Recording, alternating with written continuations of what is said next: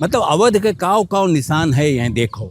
यह धनुष बाण है जो ने मने कही दिए थे कि राम जी के धनुष बाण हुए।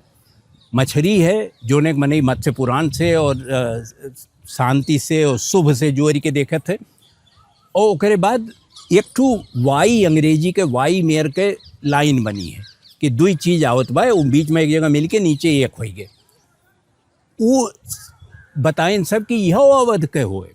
एक ओर से गंगा आवत है, एक ओर से जमुना आवत है, दोनों मिलत हैं अवध में, प्रयागराज में, और उसके बाद वो गंगा हो जाते नीचे बात। तो अवध के छाप जोन बना ओका न तो सुजाउद्दौला के ज़माना में जोन बना ओका क्यों हटाए नहीं पाइस। वाकई में उस साझा विरासत रही, गंगा जमुनी विरासत रही, जोने में सबका साथे लेके चले बात होत रही। और वही में जब United provinces of Agra and Awadh बना, अवध का कुछ नीचा देखा हमारे अंग्रेजों कहन की चलो ओमा आगरा और जोड़ लो, तो अवध के कुछ मान कम हुई।